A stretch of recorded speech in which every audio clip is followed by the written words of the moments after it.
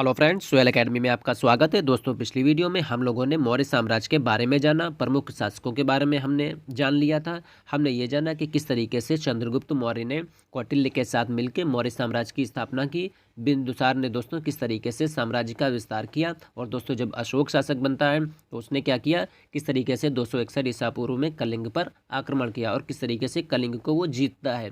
युद्ध जीतने के बाद दोस्तों किस तरीके से उसका हृदय परिवर्तित हो जाता है, उसके बारे में हमने जाना।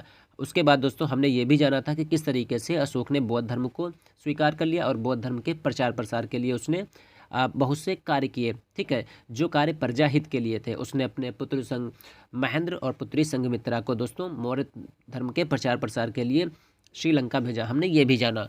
तो दोस्तों उसी क्रम को आगे बढ़ाते हैं और दोस्तों यहाँ से हम लोग आज देखेंगे मौर्य प्रशासन को। तो दोस्तों मौर्य प्रशासन में हम लोग जानेंगे कि यहाँ की न्याय व्यवस्था कैसी थी, समाज कैसा था, मौर्य साम्राज्य की अर्थव्यवस्था का आधार क्या था, यानी किस तरीके से उनकी अर्थव्यवस्था थी। और दोस्तों साथ साथ उसके साथ हम जानेंगे कि किस तरीके से मौर्यकालीन कला के बारे में भी हम लोग आज ही इस वीडियो में अध्ययन कर लेंगे। तो दोस्तों वीडियो को बिना स्किप किए हुए एंड तक जरूर देखिएगा। और दोस्तों वीडियो शुरू करने से पहले जिन लोगों ने अभी तक हमारे इस चैनल सोयल एकेडमी को सब्सक्राइब नहीं किया दोस्तों, तो चैनल को जरूर सब्सक्राइब कर लें, बेल आइकन को प्रेस कर लें, जिससे हमारी वीडियो की नोटिफिकेशन आपको सबसे पहले पहुंचे। दोस्तों वीडियो को लाइक और अपने दोस्तों में ज़्यादा से ज़्यादा शेयर करें। और दोस्तों शुरू करते हैं यहाँ से हम लोग मौर्य प्रशासन को, यानी मौर्य एडमिनिस्ट्रेशन को, है ना, प्रशासन।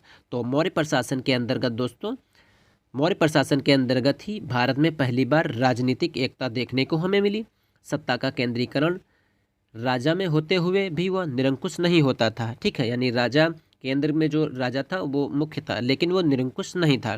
कौटिल्य ने राज्य के सप्तांग सिद्धांत के साथ अंग निर्दिष्ट किए, यानी कौन कौन से वो सप्तांग सिद्धांत थे, यानी कौन कौन से वो अंग थे। यानी कौटिल्य ने राज्य के सप्तांग सिद्धांतों के साथ अंग निर्धारित कर दिए कि राजा, आमत्य, जनपद, दुर्ग, कोष, सेना और मित्र का होना बहुत ही ज़रूरी होता है। तो इसमें देखिए number 1, number 2, number 3, number 4, number 5, number 6 और नंबर 7 दोस्तों। तो ये सप्तांग सिद्धांत आते हैं। ठीक है दोस्तों, कौटिल्य ने अपने तो दोस्तों ये कौटिल्य ने बताया कि किस तरीके से सप्तांग सिद्धांतों में इन अंगों का होना ज़रूरी है। यानी इसमें राजा, आमत्य, ठीक, जनपद, फिर उसके बाद दुर्ग, उसके बाद कोष, उसके बाद सेना और उसके बाद दोस्तों मित्र का होना बहुत ही ज़रूरी होता है। दोस्तों यहाँ से हम देखेंगे कि केंद्रीय प्रशासन किस तरीके का था।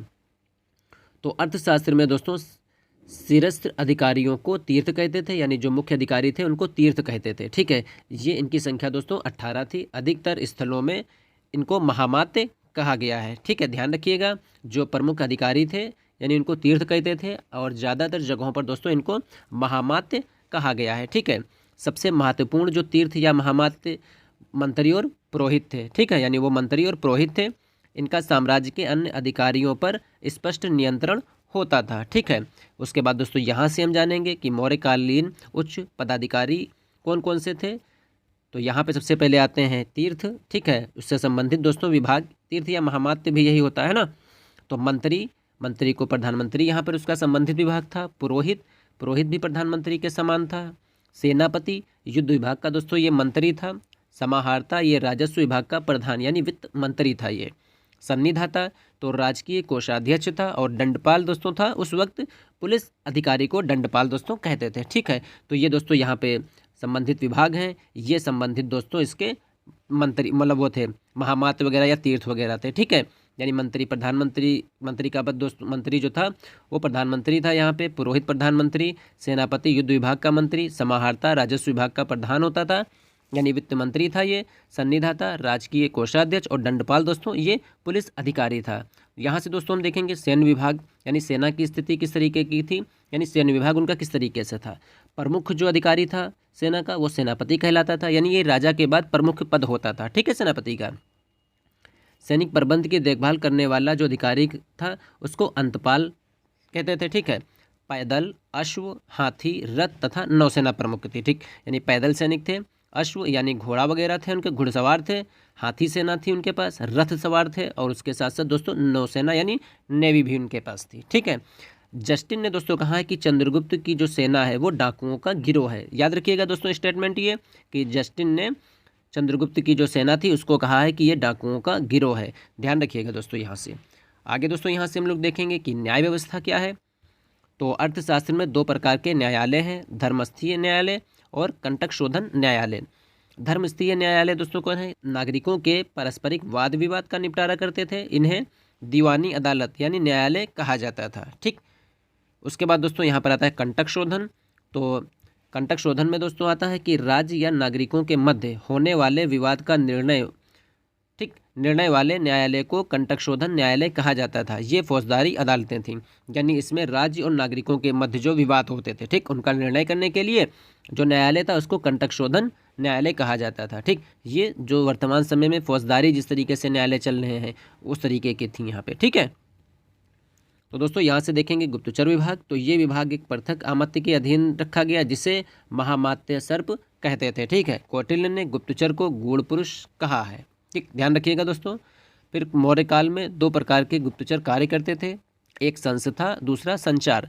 संस्था थी, एक स्थान पर रहकर कार्य करते थे, और जो संचार थे ये भ्रमण करते हुए कार्य करते थे। प्रांत दोस्तों, उस वक्त प्रांत को चक्र कहते थे। यहाँ पे प्रांत है, ये उसकी राजधानी, जैसे उत्तरापथ, तो उत्तरापथ की दोस्तों राजधानी तक्षशिला थी। दक्षिणापथ की राजधानी स्वर्णगिरी थी।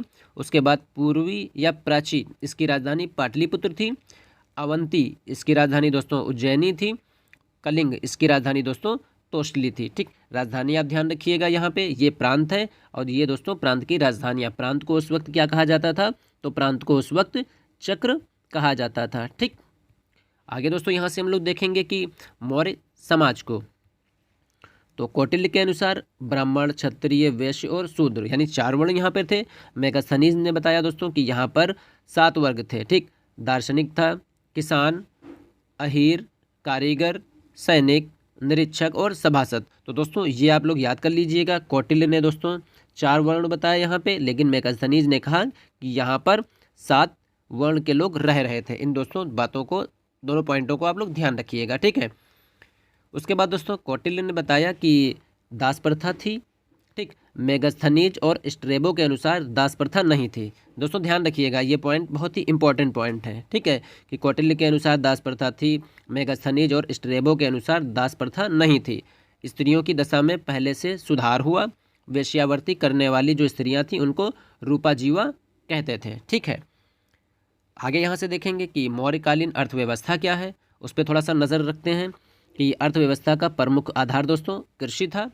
1/4 से 1/6 भाग राजस्व लिया जाता था, यानी टैक्स के रूप में लिया जाता था, 1/416। ठीक, आंतरिक और बाह्य विभाग होते थे, यानी आंतरिक विभाग एक स्टेट, मतलब पूरे एक स्टेट में स्टेट टू स्टेट चलता था। बाहरी विभाग ये विदेशों के साथ चल रहा था। ठीक है, तो रोम, सीरिया, फारस, मिस्र आदि देशों के साथ दोस्तों व्यापार होता था। प्रमुख जो उद्योग था वो था वस्त्र उद्योग। ठीक, व्यापार में मुद्रा का प्रयोग दोस्तों होने लगा था। यहाँ पे प्रमुख जो बंदरगाह था वो था भड़ोच, ध्यान रखिएगा इसको। ठीक है, और जो टैक्स यानी जो कर चोरी करता था उसको दोस्तों मृत्युदंड जो है यहाँ पर दे दिया जाता था।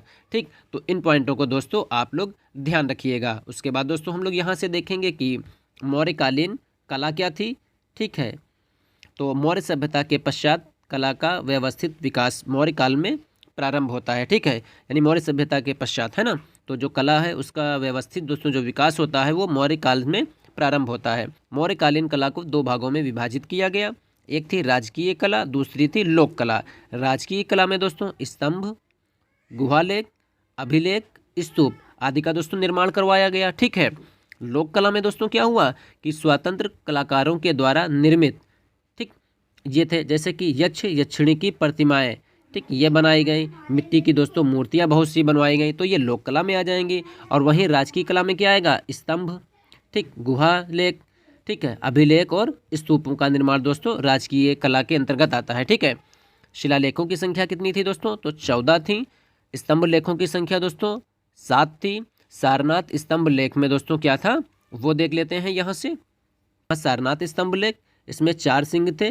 ये क्या है? ये राष्ट्रीय चिन्ह हमारा है। ठीक है, इसमें घोड़ा, हाथी, सिंह, वर्षभ है, बनाए नहीं बनाए हैं उसमें, आप देखिए।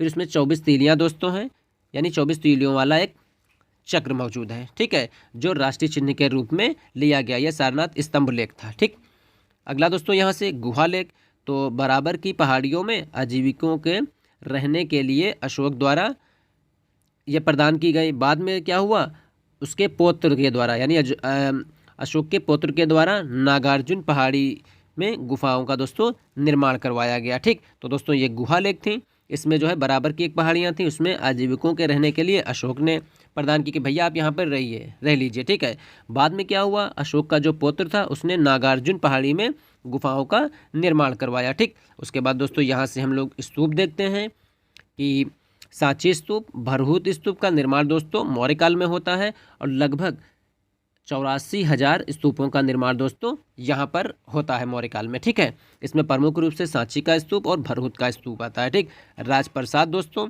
तो पाटलिपुत्र से प्राप्त 80 खंभों वाला ये पत्थर और लकड़ी से निर्मित था। राजप्रसाद जो महल टाइप का होता है उसकी दोस्तों बात की जा रही है यहाँ पे। ठीक है, तो दोस्तों आज की इस वीडियो में हम लोगों ने मौर्य प्रशासन व्यवस्था को दोस्तों जाना, न्याय व्यवस्था क्या थी उसको अच्छे से समझा और उसके साथ साथ दोस्तों मौर्यकालीन समाज, अर्थव्यवस्था और मौर्यकालीन कला को भी अच्छे से हम लोगों ने इस वाले वीडियो में अच्छे से कवर कर लिया।